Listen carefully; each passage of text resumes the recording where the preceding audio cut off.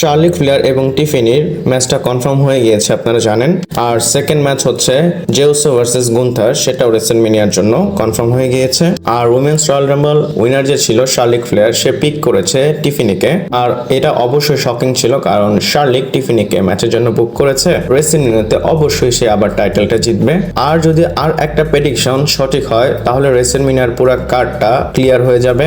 আর যদি শার্লিক ফ্লেয়ার এই রেসেলমেনিয়াতে চ্যাম্পিয়ন হয়ে যায়, তাহলে টিফিনিকে টাইটেল দেওয়ার কোনো মানেই নেই। আপনারা জানেন ডাব্লিউডাব্লিউ তাকে নেক্সট ফেস মানে ডাব্লিউডাব্লিউ এর জন্য তাকে চ্যাম্পিয়ন বানিয়ে রেসেলমেনিয়াতে নিয়ে যাচ্ছে। আমি চাই তাকে যেন একটা বছর চ্যাম্পিয়নশিপটা দিয়ে রাখে, কারণ তার রেইন বোরিং হবে না, সে এমনিতে অডিয়েন্সদের অ্যাট্রাক্ট করতে পারে। বাট শার্লিক যেহেতু এসেছে, রেইনের মধ্যে তো একটা ধাক্কা খাবেই টিফিনি। শার্লিক অনেকদিন পর এসেছে, সে তো টাইটেল চাবেই। আর মেবি এটার চান্স মেবি থেকে একটু বেশি সে রেসেলমেনিয়াতে চ্যাম্পিয়ন হবে। আপনারা কি মনে করেন কমেন্ট করে আমাকে জানাতে পারেন। আর যে দুইটা ম্যাচ ডাব্লিউডাব্লিউ কনফার্ম করেছে, আমার কাছে আসলে কি বলবো, এখনো এই দুইটা ম্যাচ আমার কাছে ভালো লাগতেছে না। তো দরকার ছিল না যে ভার্সেস গুন্থার, শার্লিক ফ্লেয়ার, টিফিনি, সব ম্যাচ তারা ব্যাকল্যাশে করতে পারতো, বা রয়্যাল রাম্বলে বা এলিমিনেশন চেম্বারে করতে পারতো। এগুলো রেসেলমেনিয়া লেভেলের ম্যাচ না। আর আমি চাই তাদের প্রতি আমার যে ধারণা সেটা বদলে যাক, কারণ রেসেলমেনিয়া হতে আরো সময় বাকি। এর মধ্যে যদি ফিউডটা দেখায়, তাহলে হয়তো ইন্টারেস্ট আসবে। ডাব্লিউডাব্লিউ চাইলে ভালো বিল করতে পারে। আর আপনাদের কি টেক আমাকে কমেন্ট করে জানাতে পারেন। আর আজকে অনেক আপডেট দেবো, চলুন শুরু করা যাক। Hello viewers, welcome to Rachel Bangla BD. প্রথমেই একটা ইম্পর্টেন্ট আপডেট দিয়ে শুরু করি, আর সেটা হচ্ছে র্যান্ডি অর্টনের বিষয়। আর ফাইনালি হয়তো আমাদের আইডিয়া হয়েছে রেসেলমেনিয়াতে র্যান্ডি অর্টন কি করবে। আর মোস্ট লাইকলি সে হয়তো কেভিন ওয়েন্সকে ফেস করবে। WRKD রেসলিং এর তরফ থেকে একটা রিপোর্ট এসেছে, দেখেন আপনাদের দেখাই আমি। এবং এখানে একটা ছবি পোস্ট করা হয়েছে কেভিন ওয়েন্স এবং র্যান্ডি অর্টনের। এখানে তারা ফেস আপ হয়েছিল, আর জাস্ট ক্যাপশনে লিখেছে মেনিয়া, মানে তারা একদম ক্লিয়ারলি বলে দিয়েছে এটা রেসেলমেনিয়ার জন্য হবে। আর আমাদের কিন্তু মনে হয়েছিল র্যান্ডি অর্টন এতদিন ধরে আছে, হয়তো সে কেভিন ওয়েন্সের সাথে ফিউড করবে। আর আমি চেয়েছিলাম রয়্যাল রাম্বলে সে যেন র্যান্ডি অর্টনের জন্য হারে, এর জন্য তাদের একটা ফিউড হবে। বাট র্যান্ডি অর্টন তো রয়্যাল রাম্বলে আসলো না, আর এখনো তো সে কামব্যাক করতে পারেনি। সামনে কিছু সময়ের মধ্যে সে হয়তো চলে আসবে। এরপর হয়তো ডাব্লিউডাব্লিউ এদের রেসেলমেনিয়া ম্যাচের জন্য বিল্ড করবে। এই ফিউডটা ভালো হতে পারে যদি ডাব্লিউডাব্লিউ ভালো বিল্ড করে এবং বুকিং করে। পার্সোনালি কেভিন ওয়েন্সের যদি রিসেন্ট ওয়ার্ক বলি, সে পার্সোনালি খুব ভালো কাজ করতেছে। আর র্যান্ডি অর্টন তো র্যান্ডি অর্টনই, দুইজন যদি ফেস অফ হয় তাহলে ভালোই কিছু আমাদের ডেলিভার করবে। আর এই ম্যাচটা কেমন হয় সেটা রেসেলমেনিয়ার এন্ডে গিয়ে দেখা যাবে। আর বাকি যদি সাবিনেন এবং কেভিন ওয়েন্সের কথা বলি, সেই ম্যাচটা যদি হয় তাহলে এলিমিনেশন চেম্বারেই হবে। আর সেই আইডিয়াটাও পিচ করা হয়েছিল, চ্যালেঞ্জ অলরেডি ফাইনালি হয়েছে। প্রথমে কেভিন ওয়েন্স এবং স্যামি জানের ম্যাচটা চেম্বারে হবে, দেন র্যান্ডি অর্টন এবং কেভিন ওয়েন্সের ম্যাচটা রেসেলমেনিয়াতে হবে। আর যদি স্যামির কথা বলি, হয়তো তার ম্যাচটা ক্যারিয়ান ক্রসের সাথে হতে পারে, এমনটা দেখে মনে হচ্ছে। বাকিটা ডাব্লিউডাব্লিউ জানে কি করবে। এরপর বলবো সোলো সিক এবং জেকাব ফাটোর বিষয়। আর দেখে মনে হচ্ছে তাদের ম্যাচটা আমরা রেসেলমেনিয়াতে দেখতে পারবো, এটা অনেক বেশি অবভিয়াস। প্রথমত আমি অনেক বেশি ডিসঅ্যাপয়েন্টেড এই ব্লাড লাইন স্টোরি নিয়ে। তারা কেন আগে যাচ্ছে না, সেম জিনিস রিপিট করে আমাদের দেখায়। প্রথম রোমান রেঞ্জ, যে দেন রোমান সোলো, আর এখন সোলো জেকাব। এরপর হয়তো তাদের বাচ্চা কাচ্চারা এসে রিপিট স্টোরি আমাদের দেখাবে। যেমন আমরা দেখতেছি জেকাব ফাটো অনেক বেশি রাগ হয়ে আছে, আর সেম জিনিস কিন্তু রোমান রেঞ্জ করেছিল জেউসের সাথে। মানে এটা একটা সিনেমার মতো রিপিট করে আমাদের দেখাচ্ছে। আর এমনিতে এদের ম্যাচ মোস্ট লাইকলি রেসেলমেনিয়াতে আমরা দেখবো, আর সেটাই কিন্তু আমরা স্ম্যাকডাউনে দেখেছি।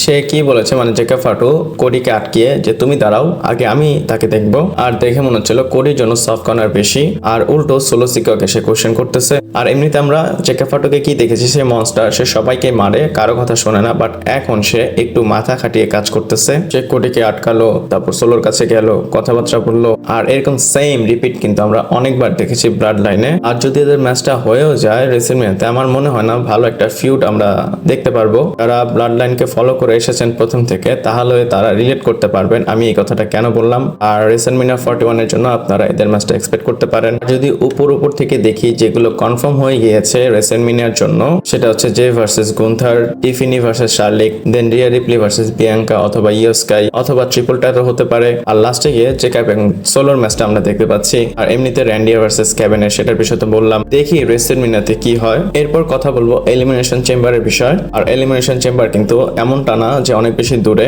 খুব কাছে চলে এসেছে।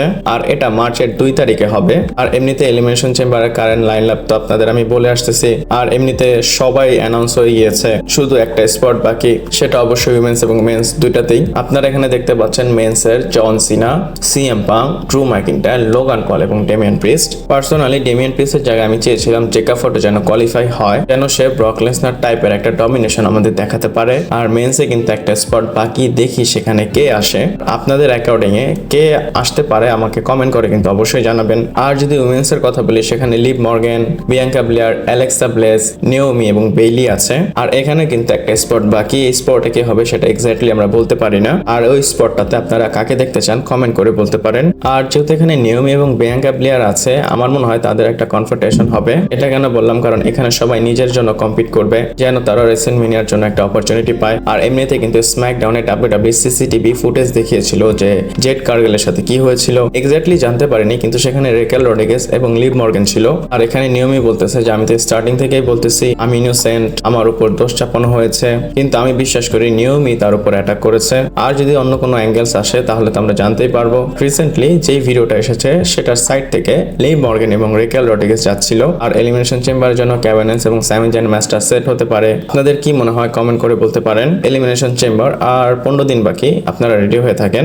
এরপর কথা বলবো জোস আলেকজান্ডারের বিষয়। আর সে এক্সপেক্টেড AEW তে সে যেতে পারে। রিসেন্টলি সে ফ্রি এজেন্ট হয়েছে, সে অনেক লম্বা চড়া একটা পোস্ট করেছিল। আর জর্ডান গ্রেস কিন্তু তাকে উইশও করেছিল সি ইউ সুন। আর এটা বলার পর লোকেরা ভেবেছিল সে WWE তে আসবে, কিন্তু চান্সেস অনেক বেশি সে AEW তে যাবে। হয়তো AEW তাকে ভালো অফার দিতেছে, অথবা তার পার্সোনাল প্রেফারেন্স থেকে সে AEW তে যেতে চায়। আর আপনারা এখানে টুইট দেখতে পাচ্ছেন ফ্যাক্টফুল সিলেটের, সে বলতেছে Joe Alexander is expected to be sign with AEW if he hasn't not already. মানে সে বলতে যাচ্ছে এখনো সে AEW এর সাথে সাইন করেনি, যদি সে করে সে AEW এর সাথে সাইন করবে। আর এমনিতে কিন্তু সে AEW এর ক্লোজ একটা সোর্সের সাথে টাচে ছিল, তাড়াতাড়ি তাকে AEW তে দেখতে পারেন। এরপর একটা ব্রেকিং নিউজ বলবো, আর হল অফ ফেমের জন্য আর একটা নতুন ইন্ডাক্ট অ্যানাউন্স হয়েছে। প্রথমে ট্রিপল এইচ কনফার্ম ছিল এবং সে হেডলাইন করবে আপনারা জানেন। আর এখন অ্যানাউন্স হয়েছে মিচেল ম্যাকনের নাম। আর এটা ESPN এ ট্রিপল এইচ নিজেই অ্যানাউন্স করেছে। আর এখানে দেখতে পাচ্ছেন tweet breaking news as announced by Triple H on ESPN, Michelle McLean, যে কিনা আন্ডারটেকারের wife, will be inducted into the WWE hall of fame as part of the 225 hall of fame induction class. আর সে কিছুদিন পর hall of famer হয়ে যাবে। আর Mitchell ম্যাকুল confirm হয়ে গেছে সে হল অফ ফেম ইন্ডাক্ট করবে। আর সে কিন্তু মানডে নাইট রতে প্রিমিয়ার এপিসোডে অ্যাটেন্ডেন্সে ছিল। আর আন্ডারটেকারও সেই জিনিসটার উপর রিঅ্যাক্ট করেছে। আপনার এখানে আন্ডারটেকারের পোস্ট দেখতে পাচ্ছেন, সে তার ওয়াইফকে ট্যাগ করে লিখে I am so incredibly proud of you, this is so well deserved and way overdue. মানে সে বলতে চাচ্ছে অনেক বেশি সময় লেগেছে, বাট আমি এই জিনিসটা দেখে অনেক বেশি খুশি, আর তুমি এটা ডিজার্ভ করো। I am incredibly proud of you. আর আমাদের পক্ষ থেকেও কনগ্রাচুলেশন মিচেল ম্যাকওয়েলকে। আর এইবারের হল অফ ফেমের ক্লাস খুব ভালোভাবে বিল করতেছে। ট্রিপল এইচ হেডলাইন করবে, মিচেল ম্যাকওয়েল থাকবে, আরো মেজর নেম আপনারা এখানে দেখতে পারেন। এরপর কথা বলবো সিএম পাঙ্কের বিষয়। আপনারা জানেন জন সিনা এবার ফেয়ারওয়েল ট্যুরে আছে, আর সিএম পাঙ্ক জন সিনাকে ফেস করতে চায়। আর আন্ডারটেকারও চায় সিএম পাঙ্ক যেন ফেয়ারওয়েল ট্যুরে যায়। এমনটা না যে আন্ডারটেকার চায় সে এখনই রিটায়ার হয়ে যাক, মানে সে বলে যখন সিএম পাঙ্ক রিটায়ার হয়ে যাবে সে চায় জন সিনার মতো যেন সিএম পাঙ্কও একটা ফেয়ারওয়েল ট্যুর পায়। আন্ডারটেকার CBS স্পোর্টের সাথে কথা বলার সময় এমনটা বলেছে। আর এখানে আপনারা টুইট দেখতে পাচ্ছেন, the Undertaker say he will like to see CM Punk get a retirement tour. মানে সে বলতে চাইছে সিএম পাঙ্ক যখন রিটায়ার হবে তাকে যেন একটা রিটায়ারমেন্ট ট্যুরের ট্রিটমেন্ট দেওয়া হয়। আপনারা জানেন জন সিনা এই বছর তার শেষ রানে আছে, এই রানটা কমপ্লিট করার পর আর WWE তে আসবে না, মানে রেসলিং করবে না। আর ঠিক এমনটাই যেন সিএম পাঙ্ক করে তার রিটায়ারমেন্টের সময়। আমার মনে হয় না সিএম পাঙ্ক এখন রিটায়ার হবে। এক কথা সে অর্ধেক জীবন তো WWE এর বাইরেই কাটিয়েছে, মানে 10 বছরের মতো। সিএম পাঙ্ক যেহেতু আবার এসেছে, কম থেকে কম 5 বছর সে রেসলিং করবে, বা 7 বছরও বলতে পারেন সে অ্যাক্টিভ থাকতে পারে। তারপরে হয়তো সিএম পাঙ্ক রিটায়ার কথা চিন্তা করবে। দেন আমার মনে হয় WWE তাকে রিটায়ারমেন্ট ট্যুর দিবে যদি সে রিটায়ার হয়ে যায়। আর সেটা সিএম পাঙ্কের উপর ডিপেন্ড করে সে এত বেশি অ্যাক্টিভ থেকে রিটায়ার নেবে কিনা। যেমন রোমান রেইন্স যেমন সুপারস্টার, সে যদি রিটায়ারমেন্ট নিয়ে নেয় তাকে রিটায়ারমেন্ট ট্যুর দিলেও সে নিবে না, কারণ তার মন চাবে না। আর যদি কোডি সিএম পাঙ্কের কথা বলি, তারা অবশ্যই রিটায়ারমেন্ট ট্যুর নিবে। আর আন্ডারটেকার তো বললো সে যখন রিটায়ার নিবে WWE থেকে, সে এক্সপেক্ট করে WWE তাকে রিটায়ারমেন্ট ট্যুর অফার করবে। আর আপনারা জানেন আন্ডারটেকার এবং সিএম পাঙ্কের অনেক হিস্টোরি আছে। রেসলমেনিয়া 29 সেই ম্যাচটা কেউ ভুলতে পারবে না। আর আন্ডারটেকার খুব ভালো রেসপেক্ট রাখে সিএম পাঙ্কের জন্য, আর অবশ্যই সিএম পাঙ্কও রাখে। এখানে তাদের একটা একটা মিউচুয়াল রেসপেক্ট আছে, এর জন্য আন্ডারটেকার এই কথাগুলো বলেছে। এরপর কথা বলবো ক্রাউন জুয়েলের বিষয়। আর আপনারা জানেন নর্মালি ক্রাউন জুয়েল নভেম্বর অক্টোবরে হয়, কিন্তু এইবারের ক্রাউন জুয়েল একটু অন্যরকম হবে। আর এইবারের ক্রাউন জুয়েলটা সৌদি আরবিয়ার একটা পেপার ভিউ হবে। এখানে আপনারা আপডেট দেখতে পাচ্ছেন, the next show in Saudi Arabia is crown Jewel and it will be held in Riyadh in the last day of June or the first week of July. It is worth nothing that this may be the only show of the year before the anticipated Royal Rumble 2026 festival. মানে আপনারা জানেন এর পরের বছর WWE Saudi আরবিয়াতে royal Rumble করবে, আর এর আগে 2025-এ তারা একটা ইভেন্ট করবে। ক্রাউন জুয়েল যেটা নভেম্বরে হয় সেটা আপনারা এই বছর জুনে অথবা জুলাইতে দেখতে পারবেন। আর এই সময় কিন্তু WWE King and Queen of the Ring করে। এর আগের বছর কিন্তু WWE এটার স্টেক অনেক বেশি হাই করেছিল। জানি না WWE কি করে, নতুন নতুন অনেক কিছু বের করে পরে আবার উধাও করে ফেলে। এরপর কথা বলবো মিরো এবং মালাকাই ব্ল্যাকের বিষয়। আপনারা জানেন রিকি WWE তে চলে এসেছে, আর মিরো এবং মালাকাই ব্ল্যাকই আসা বাকি। মালাকাই ব্ল্যাক যখন আসবে সে অ্যালেস্টার ব্ল্যাকের নামে আসবে, আর মিরো অবশ্যই রুসেভের নাম নিয়ে আসবে। AEW থেকে দুইজন রিলিজ হয়েছে, এখন দুইজনই ফ্রি। আর রেসলিং অবজারভার নিউ লেটারে ডেভ মেডিসর কি বলে আপনাদের বলি, WWE creatively has separately be discussing Malakai Black and Miro with the belief that they will both be the company very soon. মানে বলা হচ্ছে WWE যে ক্রিয়েটিভ এর লোকরা আছে তারা রিপোর্টের অনুসারে কথা বলতেছে এবং তারা ডিসকাস করতেছে মিরো এবং মালাকাই ব্ল্যাকের সাথে। তারা এটা মানে যে এরা দুইজন খুব তাড়াতাড়ি WWE কোম্পানিতে চলে আসবে। আর ভেরি সুন যেহেতু বলেছে, এটা কি ওয়ার্ড বলতে পারেন। আর এমনিতে অ্যালেস্টার ব্ল্যাকের কথা যদি বলি, সে তো আসবেই আসবে, তার ওয়াইফও কিন্তু এখন আছে। আর কোশ্চেন হচ্ছে সে যে আসবে সেটা রেসলম্যানিয়ার আগে না রেসলম্যানিয়ার পরে। আর রুসেভের জন্য একটু ডাউট আছে, বাট অত বেশি না। রিসেন্টলি সে সেই ম্যাচের সাথে স্পটে এসেছে। WWE যদি কথা বলে তাহলে রুসেভ এবং WWE এর উপর ডিপেন্ড করে তারা কিভাবে রুসেভকে নিয়ে আসবে। আর আপনার এখানে সেই মাসের সাথে ছবি দেখতে পাচ্ছেন, মিরো এবং সেই মাছ দুইজনই ভালো ফ্রেন্ড আর দুইজনই পার্টি করতেছে। আর এখানে সেই মাছ ক্যাপশনে লিখেছে দ্য ল্যাডস, মানে সে তার ওল্ড ফ্রেন্ডের সাথে রিউনাইটেড হয়েছে। আর অবশ্যই এখানে মিরোর সাথে WWE রিটার্নের কথা বলেছে। 100% শিওর রুসেভ WWE তে চলে আসবে। আর মালাকাই ব্ল্যাকের কথা তো বলেছি।